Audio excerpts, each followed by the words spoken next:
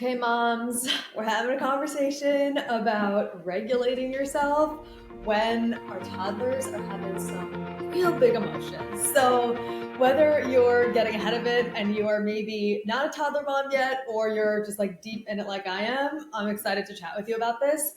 So, for context, my daughter is a little over 2, and she really doesn't have like huge meltdowns all the time, obviously, thank God. But they obviously still happen. Like, there's no one mother or parent on the planet that is going to say, like, oh, my child never had like a big meltdown. Like, that's absolutely not going to happen. So we really just have to do everything we can to, yes, support them through it, which that's not what this episode is about. If you do want me to do a separate episode of how I help support her through it, to move through them more quickly, to help her with emotional regulation for future, like all that stuff, let me know. Because like I've tried a bunch of different things and a lot of it's working right now. Of course, every kid is different though. But if you want me to do an episode on that, let me know.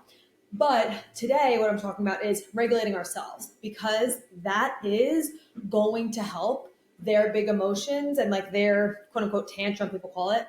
I don't like to call it that though. But anyway, like it's going to help that go a lot more smoothly if you're regulated. If you're feeling dysregulated, because we've all been there. I've definitely had moments where I'm not cool, calm, and collected, and it makes it worse. So it is our jobs to stay as regulated as possible, to not only help them, but to also help us feel okay throughout the process, and to lead them and show them like they are unable to regulate their emotions. Children are not able to regulate their emotions. This isn't just toddlers. This goes through like years and years and years. Like I think it's until like your whole what's that, like frontal lobe is developed.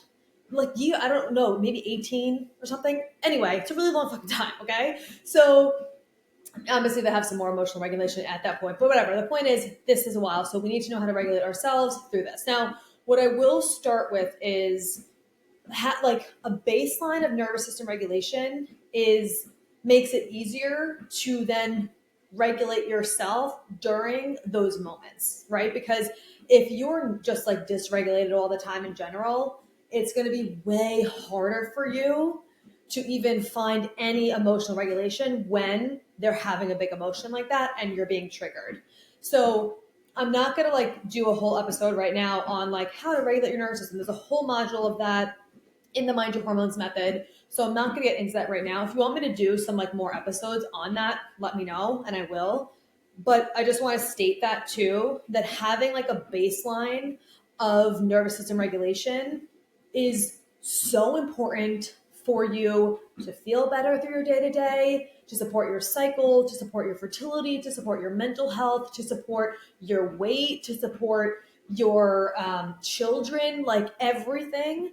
And it is going to make it so much easier when you're in these moments to actually utilize the tools that I'm going to be talking to you about now. So that's first and foremost.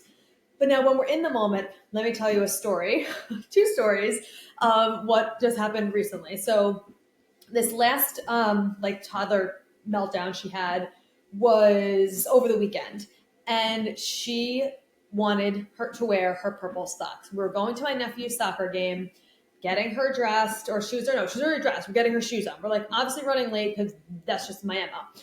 And so we weren't like that late, but anyway, we ended up being real late because of the meltdown that happened. But she wanted her purple socks, and I'm like, oh, okay, we don't have the purple socks clean. They're in the hamper, and they were like dirty. Like if honestly, if they weren't that dirty, I would have just put them on her. I would have been like, okay, let's just fucking go. Let's just put the purple socks on.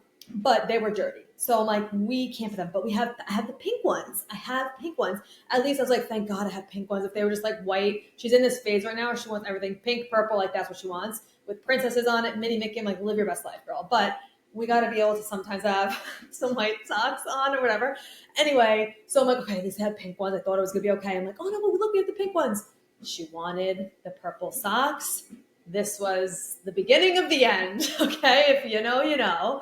And then the week before that, what triggered it was we were going to a play date, and I mistakenly left sneakers that don't fit her anymore. They've been in the hall closet for months, and I just like haven't cleaned them out yet. And she came across them, and she wanted to wear them. And I'm like, Maddie, honey, those don't fit you anymore. Well, that was the end of it. Okay, she wanted to wear the sneakers that don't fit her. So those are the two situations, okay? And these are very normal for children this age. Like, this is absolutely developmentally appropriate. This is going to be happening to your child because, and I get it. Like, I understand the idea of like, well, I want to wear this thing, but we obviously have the emotional regulation as adults to be like, okay, like this sucks. This shirt that I really wanted to wear isn't clean and I can't wear it. Like, fuck, I had this outfit envisioned in my head. What am I going to wear now? Right? Like, I'm like, I get it. I understand why you're upset, but they don't have the tools to actually regulate themselves. So anyway, so the big emotions have begun. So my first and like the first thing I do as I'm in the middle of like helping regulate her, I tell myself, she's not giving me a hard time. She's having a hard time. And I use this in my head all the time, even for like sleep stuff. When like she's overtired and she's taking a while to fall asleep, or she's been up in the middle of the night for like hours at a time, I always over and over and over and over and over in my head, she's not giving me a hard time. She's having a hard time. She's not giving me a hard time. She's having a hard time. And that immediately switches my brain to be like so much more compassionate and understanding of like, she's not just trying to be annoying. She's not just trying to be difficult. She's just having a hard time. She's having this really big emotion that she wants her fucking purple socks. She loves the socks and she can't wear the socks and she doesn't know how to handle that feeling, right? That's exactly what's happening. And so when I tell myself she's not giving me a hard time, she's having a hard time, it really helps me just like ground myself in, okay, I'm here right now to help move her through this big emotion. I'm her lifeline. Like, we are their lifelines when they're going through these emotions. And I know it's hard, especially when you're on the way out the door, or if you were already losing your patience and it's the end of the day or whatever, like if you were just more dysregulated, it's so much harder to regulate yourself in moments like this, which is why baseline nervous system regulation is so important. But anyway, I'm like, okay, it just really helps me switch my brain on, okay, she's not giving me a hard time. She's having a hard time. How can I support her? What do I need to do to support her? Right? So that's the first mindset shift. The second mindset shift is a lot of times this will happen for us, like these past two examples, when we're on our way somewhere, right? So the first time with the sneakers, like she wanted to wear those sneakers that don't fit, we were meeting up with a neighbor at the park. And we were obviously late. We were supposed to meet at like 12. We got there like 12:15, 12:20 or something. And this can immediately ensue more anxiety in me of like, oh, fuck, now we're going to be more late. I didn't add in 30-minute buffer time with like us getting somewhere to anticipate this was going to be happening. Like, shit. So like immediately, if that's, and I know you understand if you've been there when you're getting out the door, it's like that can make it so much harder to stay calm and to have patience when you're like, but we have to be somewhere. So what I remind myself in those moments when it is happening, when I have to get somewhere, or even if it's like when I'm like wanting to do something like, oh, okay, we're in the middle of this and I wanted to get laundry done or whatever, but now I'm doing this. I remind myself that there is nothing that's more of a priority in my life than her, number one, point blank. Same for you. I know, without even knowing you personally, I know that your children are your number one priority, period. So I remind myself being late to something and maybe letting down the person that I'm going to be late to or whatever, that is not more important to me than helping my daughter get through this big emotion and being the type of mom that I want to be to help her get there. Like, that is the most important job. That is my most important priority. Everything else comes second and everything else can wait. And eventually I could just let them know, like, hey, and I wouldn't say it in front of them, like, we were late because Madison had a big meltdown. Like, I would never do that personally. Like, I would never want her to think that she did anything wrong or that she was the reason I was at, like, we were late somewhere and the other people were upset. Like, I personally would never do that.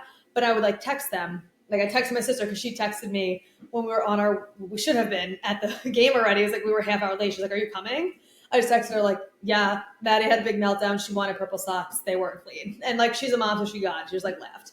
And so I just let them know like, oh, hey. And then after the fact, and I'm not going to like text in the middle of the meltdown, but I just texted after. Same thing with a neighbor. Like, yes, we're on our way. Had a sneaker incident. Like, we're coming. And like, it's fine, especially if you're meeting up with other parents, like they get it. And even if they're not and they don't get it, who cares? In the long run, you are going to be so much more happy with yourself if you like grounded in, okay, yes, we're going to be late to X, Y, and Z. Yes, I'm a little annoyed and anxious about it.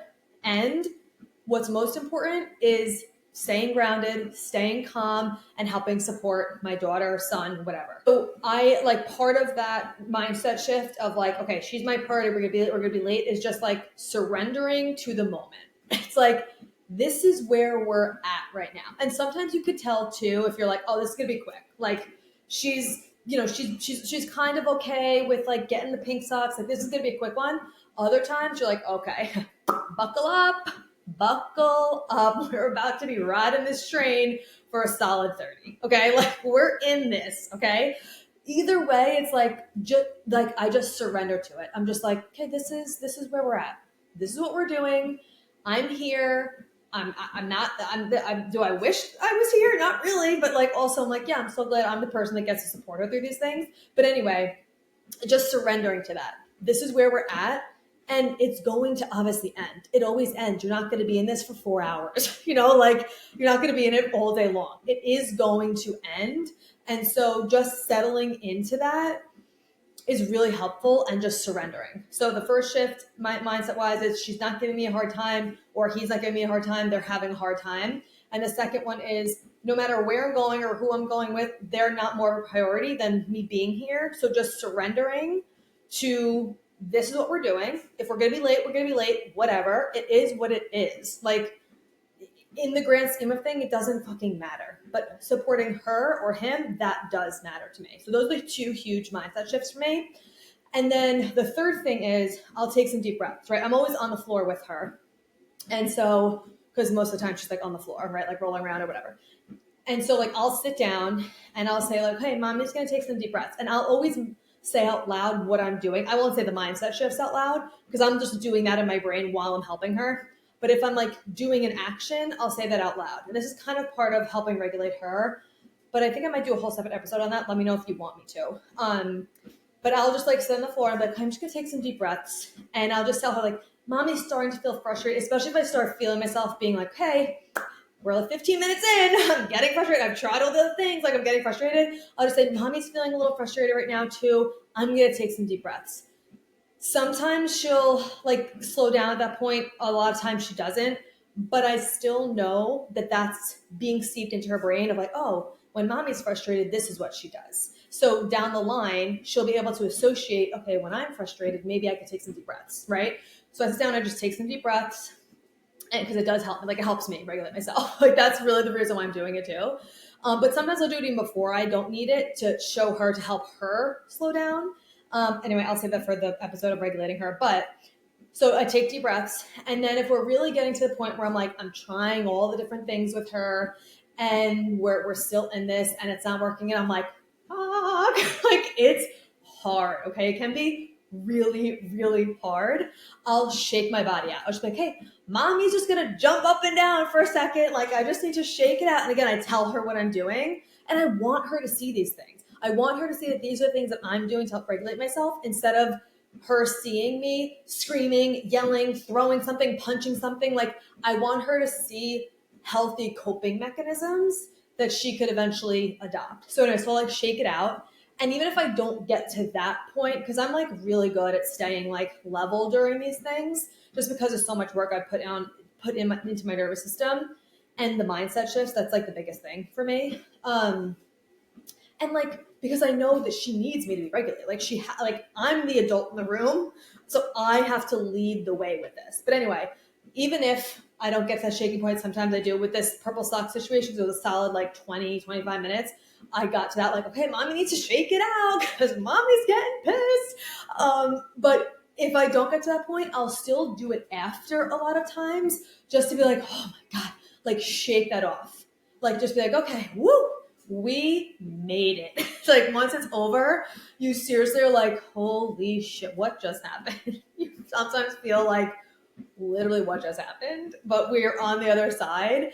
And I just like to shake it off, to just like leave it there, let it go. Cause then she'll be like totally fine and be like sweet and whatever after. And I just like hug her and like, we're good. And I'm never like holding it against her or anything like that. But if it helps me shake it off and just be like, hey, let's like leave that fucking behind and like to actually shake my body off. Literally animals do this. Like if you see in nature, like animals will be like fighting or, they'll like hit into something or whatever. And then they get up and you'll see them shake their bodies and then move on. Like it's shaking it out. It's like releasing the like quote unquote trauma or whatever, the stress out of your body. So that helps me a lot too.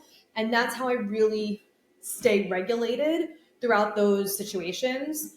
And the most important thing is the foundational regulation that I have and that I've been working on for years, because the bigger of a reaction you have to something that's like disproportionate to what's actually happening lets you know how dysregulated you actually are. And there are going to be times when maybe you had a shit day or you were like something happened at work or in your personal life or whatever, where you feel, and I've had this experience too, where you are just like, you don't have as much patience and it shows, right? And it comes out and then you feel like shit after and you feel guilty and all these things. But it's like, I saw somewhere, something somewhere where it was like, if you feel guilty after, or if you are like wishing you said something different, like you aren't a bad mom, you care, right? Like it just shows that you care and you're already doing a good job if you're actually thinking about these things after, right? So like, I'll remind myself that too. If I'm like, oh, I wish I did that differently, or oh, I wish I had more patience with that. It's like, okay, yes, like let's reflect on that moving forward, but also this just means I care and that I'm a good mom.